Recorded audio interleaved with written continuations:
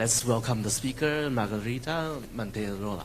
I hope I didn't pronounce it wrong. Sí, gracias. Okay.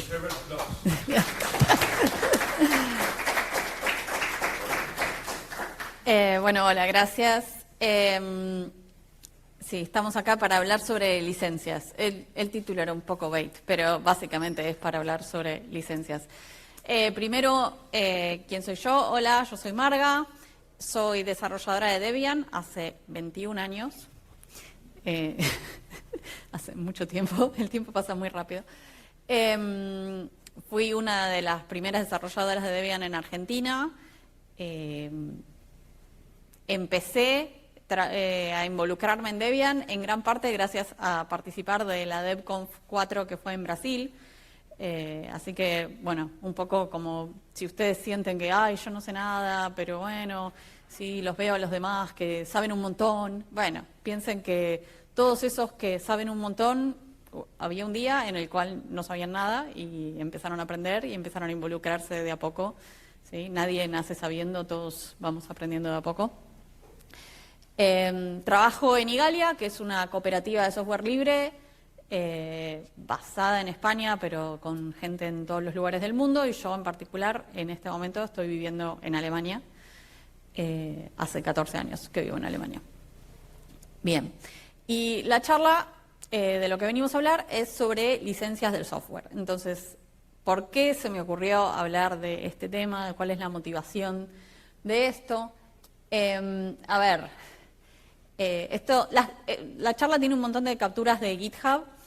En Debian no usamos GitHub, usamos GitLab, que es un producto open core. Tampoco es open source, es open core, pero bueno, es más open que GitHub. Pero sé que hay mucho software libre que está usando GitHub, y GitHub es la herramienta que las personas novatas en general usan. Es más raro que alguien novato arranque usando GitLab o usando otras herramientas como Codeberg o otras alternativas que hay. O sea, con todo esto quiero decir, esto no es un endorsement a GitHub, ¿sí? Simplemente que para el problema del cual quiero hablar es relevante. Bien, entonces cuando uno va a crear un repositorio en GitHub, hay un ítem que es cuál es la licencia que le queremos poner al código de ese repositorio, y por omisión dice no license, o sea, sin licencia. Entonces, bueno, a ver, para hacer la charla un poco más participativa, ¿quiénes de ustedes, si se animan a levantar la mano, quiénes han creado un repositorio de software y le dejaron la licencia vacía? Bueno, algunos, y los demás seguramente también, pero no se animaron a levantar la mano. Bien, pero no es solo esto, porque después, si uno hace clic ahí donde dice no license, aparecen todas estas, y sigue para abajo la lista, ¿no? O sea, estas son las que me entraron en la captura. Son un montón de licencias que nos aparecen, y es como que, bueno, ok, le quiero poner una licencia, no quiero quedarme con el no license. ¿Qué licencia le pongo? Bueno, por ahí le pongo Apache, porque es la primera que está en la lista. Andás a ver por qué está primera. Bueno, alguien decidió que esa fuera la primera. O le pongo GPL porque me dijeron que es la mejor, no sé. O seguí un tutorial y el tutorial me dijo que le pusiera MIT, no sé. Pero bueno, ¿cómo elijo la licencia que le voy a poner a mi software?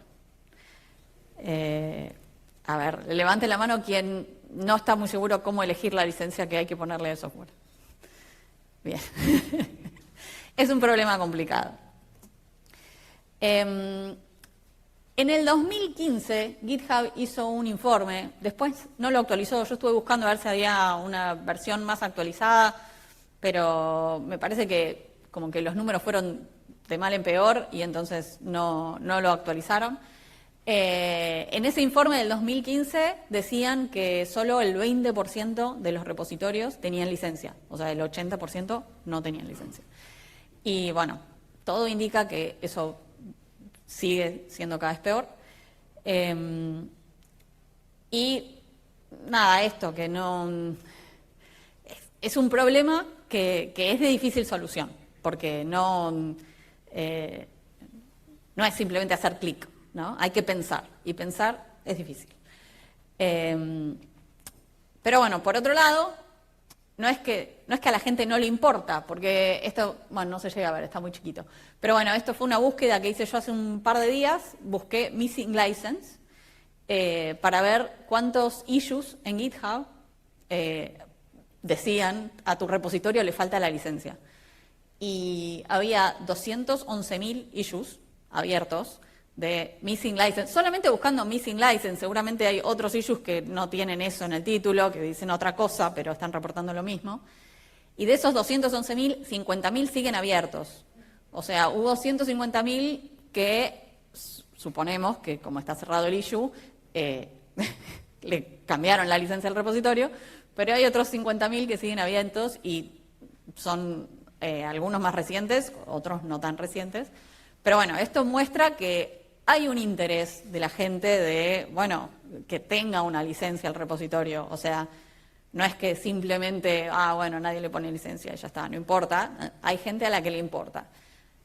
¿Qué les parece? ¿Por qué puede ser que haya gente a la que le importa que los repositorios tengan licencia?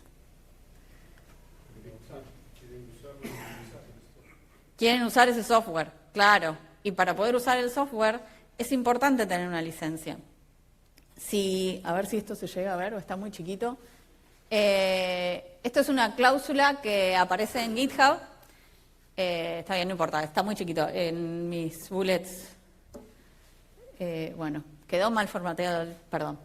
Pero bueno, lo que dice esa cláusula es que si no hay una licencia, los derechos los retiene el autor.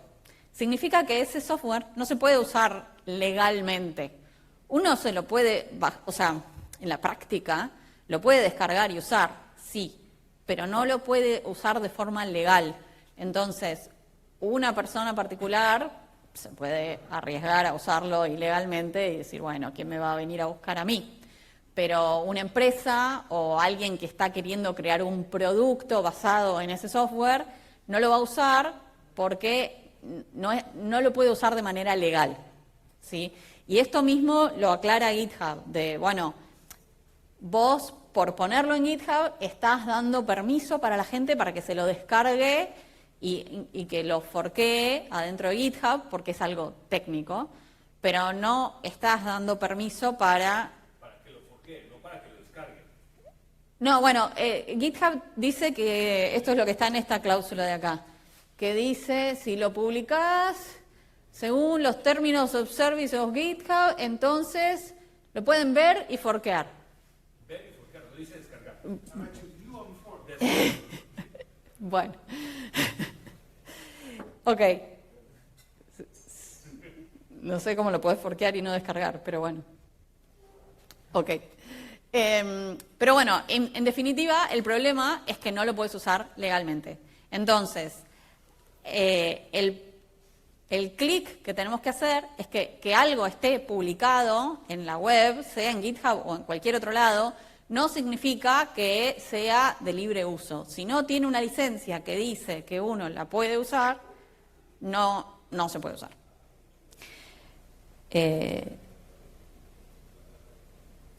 Bueno, esto ya es lo mismo que yo decía, excepto lo último, que es en lo que tiene que ver con por qué estamos acá, por Debian, que en Debian no vamos a incorporar ningún software que no tenga una licencia, ¿sí? Porque nos fijamos en esas cosas y no vamos a incorporar software para el cual no tengamos el permiso legal de utilizarlo.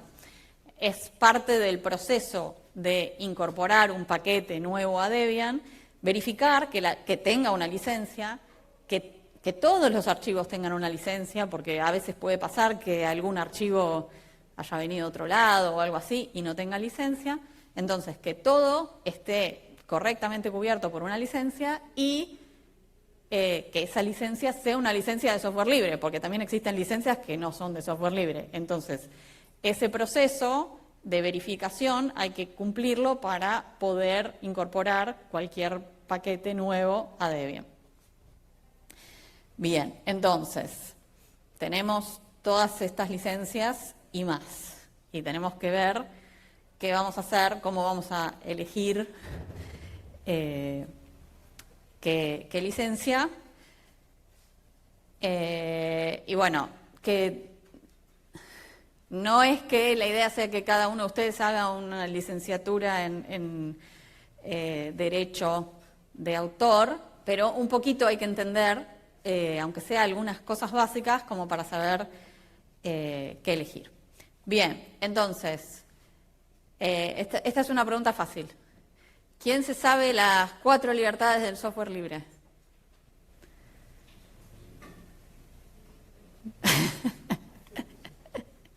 Hubo una charla de qué es el software libre hace como 2 horas.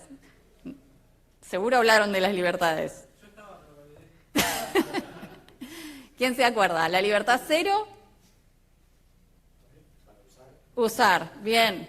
La libertad 1, entender y modificar, bien. Libertad 2, compartir, distribuir. Y la libertad 3,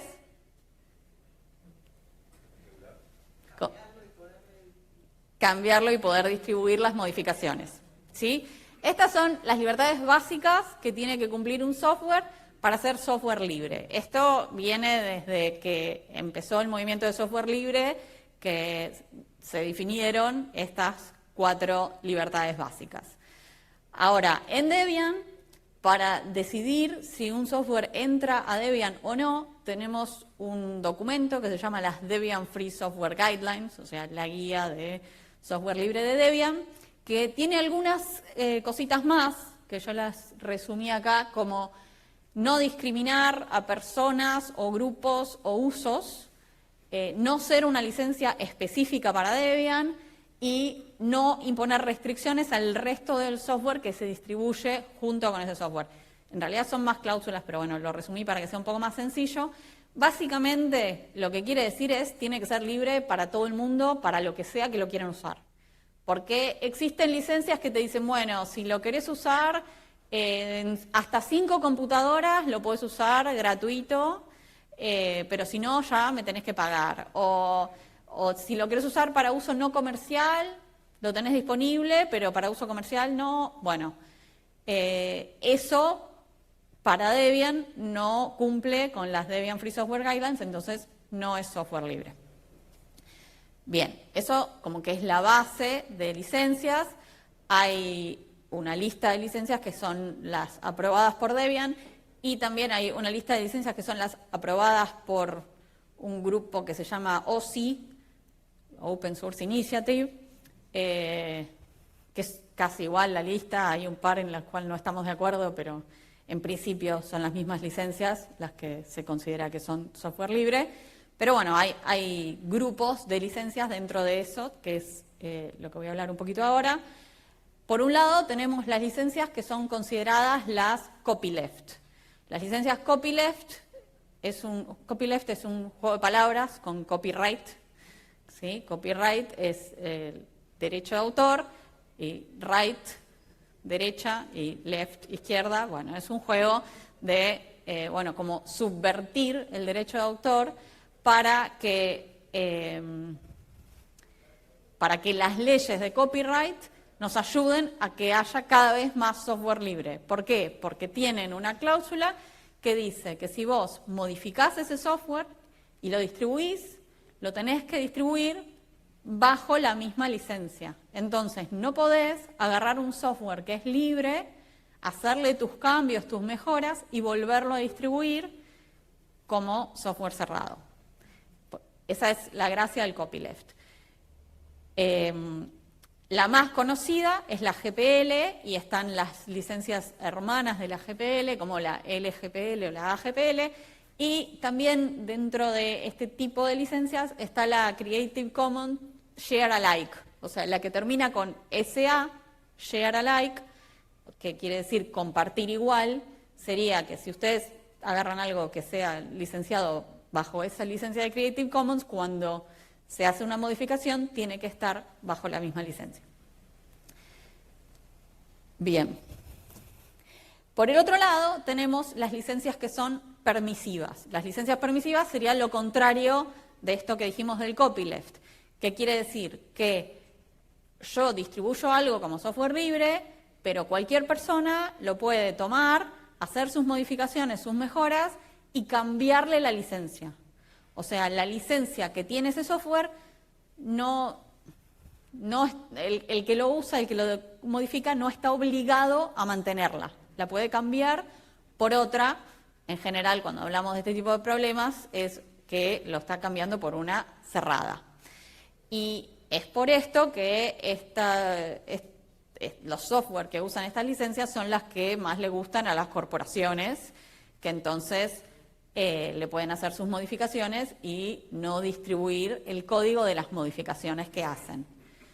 En general, el uso conflictivo, digamos, de este tipo de software sucede cuando pasa eso, cuando hay una gran corporación que agarra un software que es libre, le hace algunos cambios y esos cambios no se los devuelve a la comunidad, ¿sí?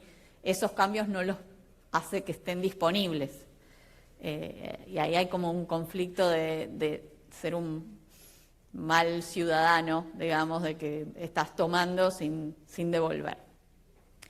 Las licencias que, bueno, hay unas cuantas, pero bueno, las más conocidas son estas, la Apache, MIT, USD, y la Creative Commons by, sin el share alike, también es de ese tipo, que uno después lo puede usar otra licencia, ¿no? En general se pide dar el crédito, ¿sí? El by del Creative Commons es dar el crédito, y todas estas otras licencias también piden dar el crédito, o sea, decir, bueno, esto está basado en el código que hizo tal persona. Eso siempre hay que hacerlo, pero podés tener que repartir con la misma licencia o no. Entonces, yo estoy hablando de que es conflictivo, qué sé yo. Bueno, ¿a qué me refiero con que es conflictivo? Tengo un par de casos de la vida real en los cuales, o sea, no es algo hipotético que es conflictivo, eso es lo que quiero mostrar. Y tengo un par de casos, pero no son los únicos. Bueno, el primer caso es el caso de Elasticsearch. Fue un código que originalmente estaba licenciado bajo licencia Apache, y la gente de Elasticsearch en su momento daba servicios con este producto, servicios pagos, pero el producto era open source licenciado bajo licencia Apache.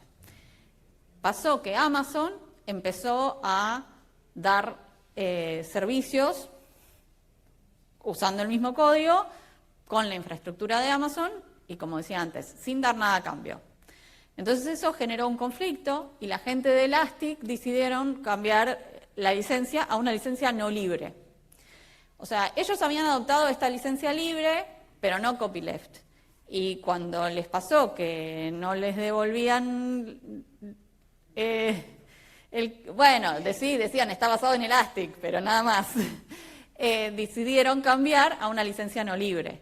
Eso trajo consecuencias de que la comunidad no le gustó nada y se hizo un fork y, bueno, hubo mucho revuelo hasta que finalmente en el 2024 lo volvieron a relicenciar como software libre bajo licencia AGPL, que yo la mencioné antes como una licencia copyleft, pero es una licencia copyleft todavía más copyleft que la GPL. A ver, ¿quién sabe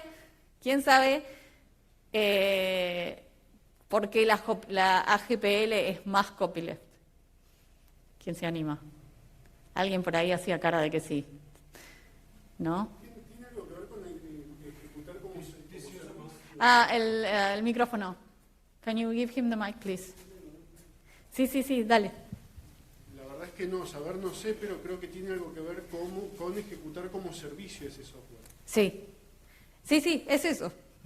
Es correcto. ¿Hay alguna restricción pone en ese Claro. caso?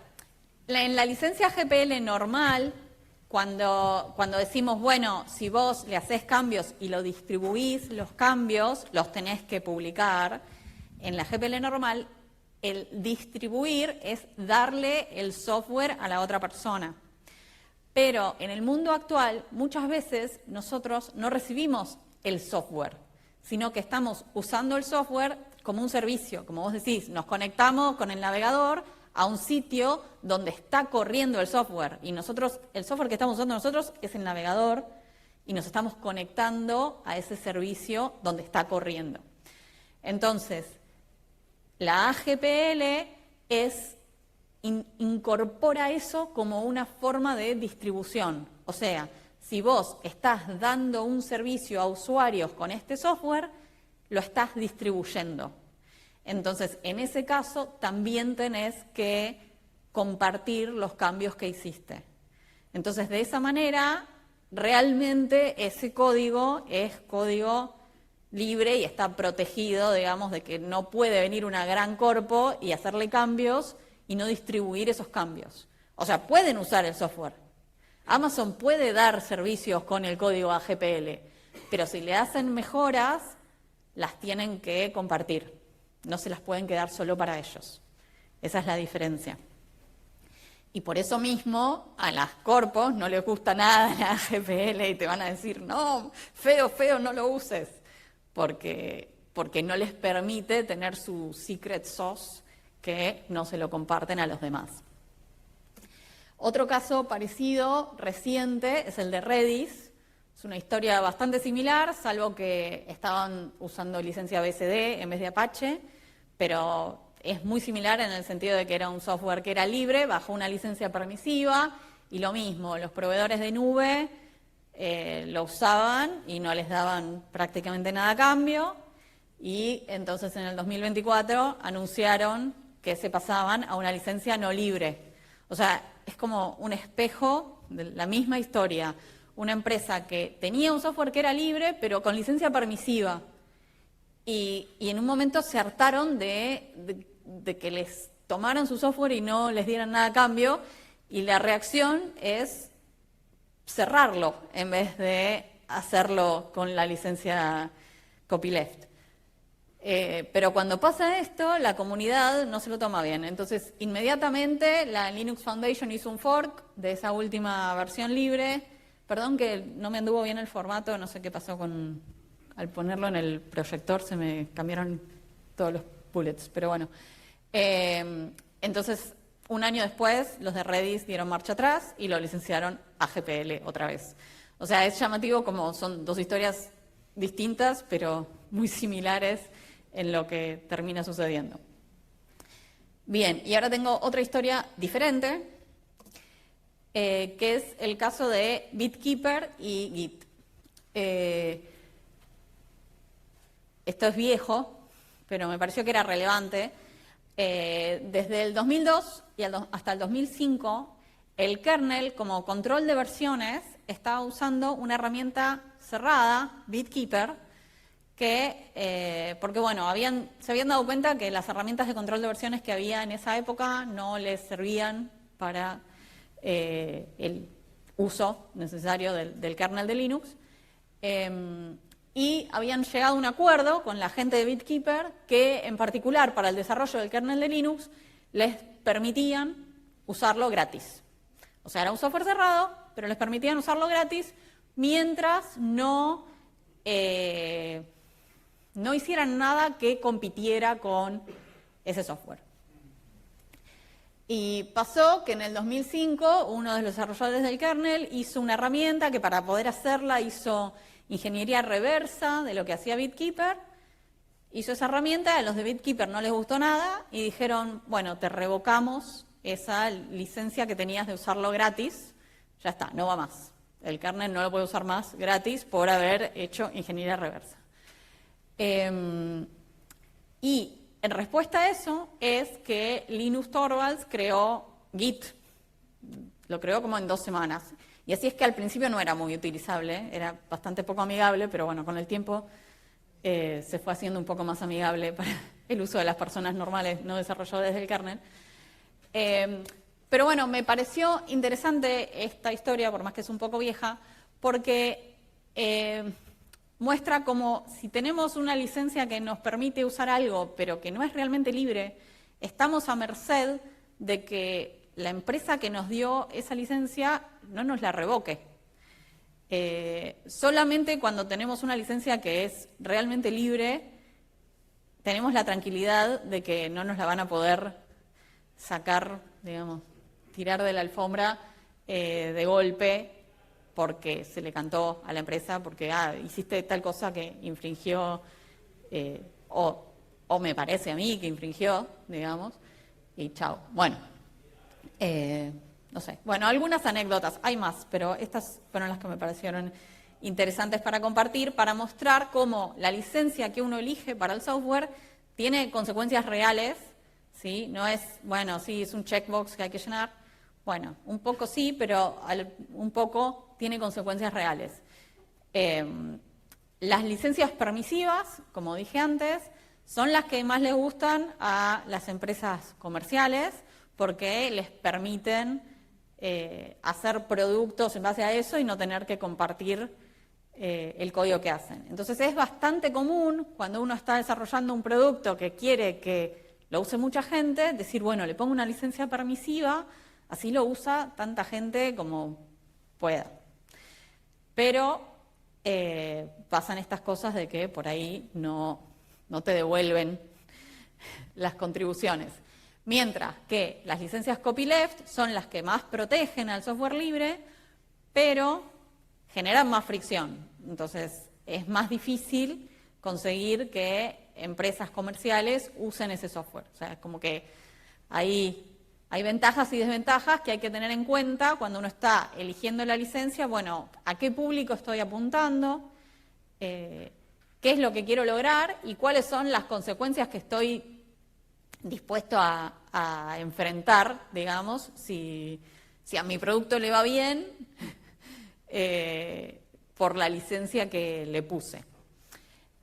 Una cosa que no dije, que quería decir, pero no me acuerdo en qué diapositiva, pero bueno, a ver, vuelvo para atrás, porque era en las licencias permisivas, era acá. Quería decir cuál es la diferencia entre estas BCD, MIT y Apache. Las BCD y la MIT son licencias que salieron de universidades. BCD es la Universidad de Berkeley y MIT es la del MIT, que son licencias muy cortitas, muy sencillas. Básicamente dicen, bueno, le tenés que dar crédito a los autores, no mucho más. Mientras que la Apache es una licencia mucho más completa, que tiene bastante más texto, o sea, es más difícil de procesar, digamos, como persona, de leerlo y entender todo lo que dice. Principalmente lo que está haciendo la licencia Apache es protegiendo para el tema de las patentes de software. O sea, lo que dice es que cuando vos contribuís a algo bajo esta licencia, estás cediendo las patentes de software involucradas. Y entonces una persona lo puede usar tranquilo de que no le van a venir a hacer un juicio de patentes, porque son dos temas distintos.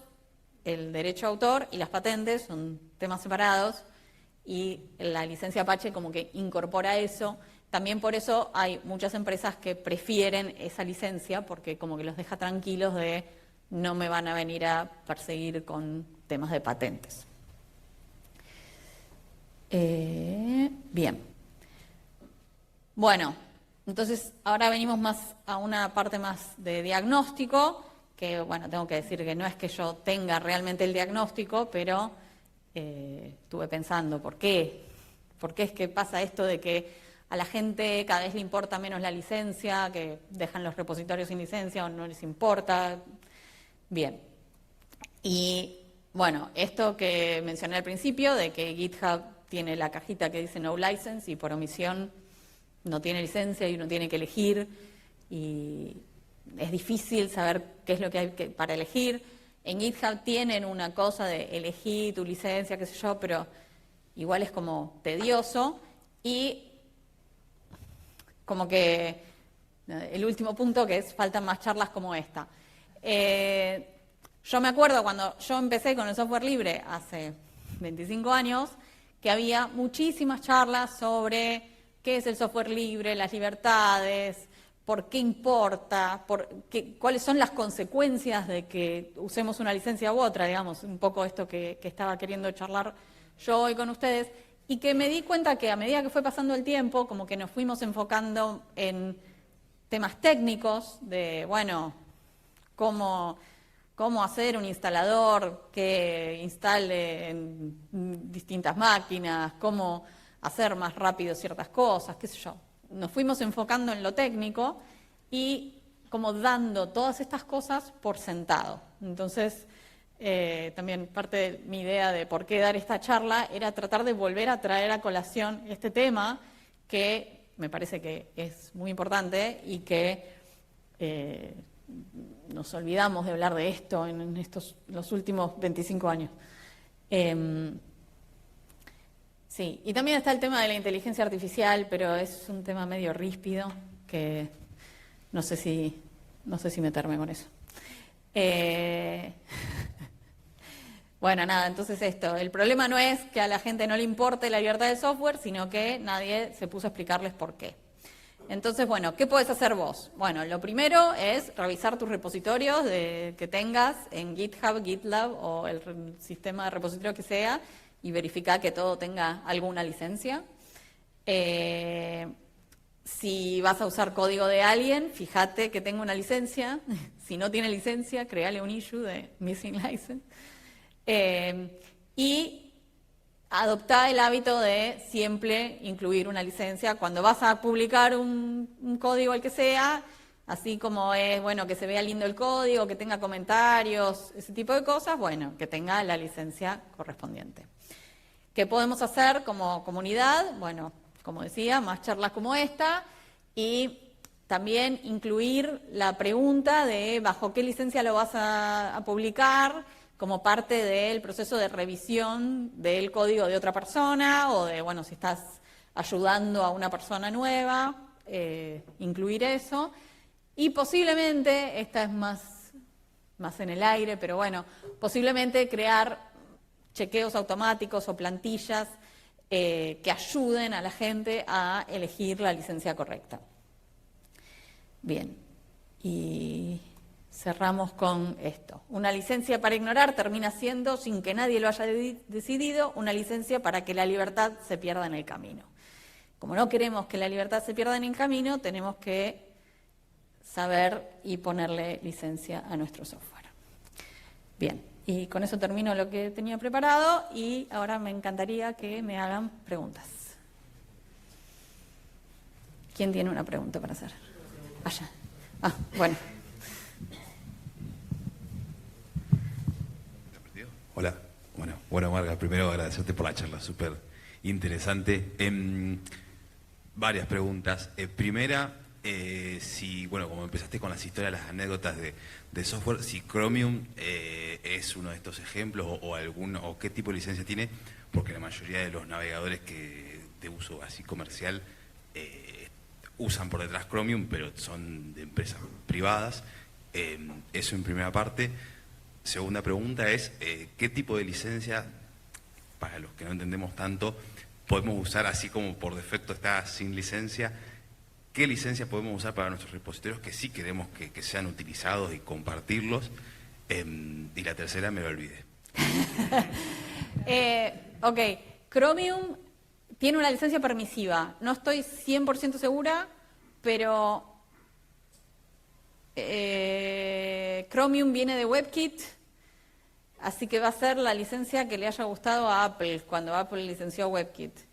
Que sí, no te quiero mentir, pero seguro es permisiva, porque por eso es que Chrome está basado en Chromium y es cerrado. Chromium es la parte abierta y Chrome tiene cambios que son cerrados.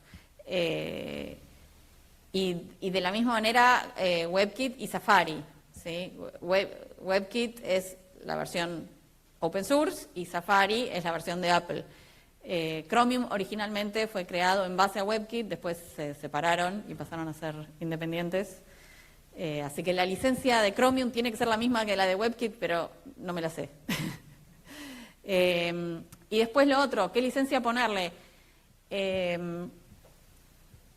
que va a depender de para qué quieras que se use el software. Si vos querés proteger lo que sea libre, yo recomiendo una licencia copyleft, ¿sí? Una GPL. Que puede ser GPL si es un software final, o LGPL si es una biblioteca, o AGPL si es un servicio web. Pero si si vos lo que querés es que llegue a la mayor cantidad de gente, podés elegir una permisiva, está bien, no tiene nada de malo que elijas una licencia permisiva, pero tenés que saber que te puede pasar que si es exitoso, lo estén usando las empresas y no te den nada a cambio. O sea, es un riesgo, pero bueno, también eso hace que tu software sea más exitoso. Y ahora me acordé de la tercera, que es por qué en los ejemplos que diste, la primera alternativa cuando hubo un inconveniente con las corporaciones, la primera alternativa fue pasar de un software libre a uno no libre y después lo relicencian con una AGPL, era, si no me equivoco. Sí. Bueno, para eso hay que preguntárselo a los ejecutivos de las empresas, solamente podemos suponer, pero lo que yo me imagino que sucedió, ¿sí? No tengo la posta, pero lo que me imagino que sucedió es que la empresa estaba harta de ver cómo Amazon o Google se llenaban de plata con su producto y ellos nada, y dijeron, bueno, no, tenemos que conseguir tener una parte de esa torta. Y la manera que se les ocurrió de conseguir tener una parte de esa torta fue, lo licenciamos cerrado y nos van a tener que pagar. Y después se enfrentaron con la realidad, y la realidad es que no, que cuando hicieron eso se forqueó el proyecto porque la gente no estaba dispuesta a aceptar un proyecto cerrado. Y entonces fue como que, bueno, hacerlo cerrado no funcionó, entonces vamos por la otra alternativa, que es hacerlo abierto y que no nos lo puedan expropiar, sería de la otra manera. Pero hay que preguntárselo a los ejecutivos de las empresas a ver por qué es que decidieron eso. Sí es. Había otra pregunta por acá. Over there. Quería saber si conocías, o si existen mecanismos u organizaciones específicas que pongan el ojo en este tipo de práctica de las Big Techs o de las corpos, digamos así, en donde están a la pesca de ese software que... No, o te reformulo, siendo yo un desarrollador sin más herramientas que publicar mi repo, si puedo hacer algo, tengo algún mecanismo para controlar que mi software no esté siendo utilizado de una manera inadecuada. Bueno, existe una organización llamada la Software Freedom Conservancy, ¿sí? Creo que lo estoy diciendo bien, que se dedica específicamente a chequear, bueno, no, se dedica a muchas cosas, pero una de las cosas que hacen es chequear que no haya gente que está usando software GPL y no distribuyendo los cambios. Y han tenido procesos legales con empresas que estaban haciendo eso y han logrado que, sí, o sea, que distribuyan los cambios o alguna forma de settlement de que dejen de hacer eso que es ilegal.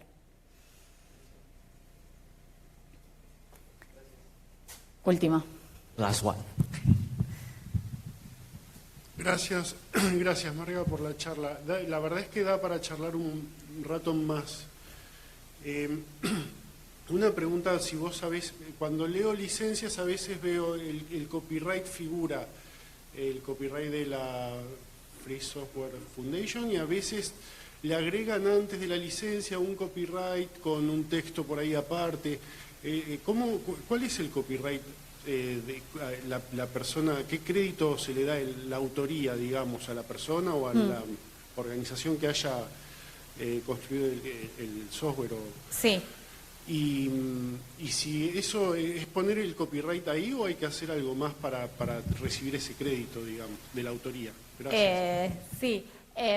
Normalmente lo que se suele hacer en el software es tener un archivo license donde tenés toda la licencia y después en cada uno de los archivos de código fuente de tu programa tener un encabezado que tiene el nombre del autor y como la versión corta de la licencia. Depende de la licencia, hay veces que la versión corta y la larga es la misma, pero licencias largas como la GPL o la Apache tienen una versión corta que se pone en los archivos y una larga que está en el archivo license. Y además suele haber un archivo authors donde están listados todos los autores involucrados en vez de archivo por archivo. Creo que se refiere a la licencia de la licencia que está en el copy. ¿La licencia de la licencia? No, no entendí eso. Acuérdate que la GPL incluye los... perdón por intervenir así de No, una, pero dale. me parece que a lo que te refieres, y corrígeme si no, es que en algunas licencias, particularmente en la GPL, en el cómo usar esta licencia, te incluyen los datos de los autores de la licencia. Entonces, te dice, bueno, esta licencia fue escrita por la Fundación de Software Libre, que está registrada en tal lugar, y si quieres la última versión de esta licencia, escribe a esta dirección y te la mandamos.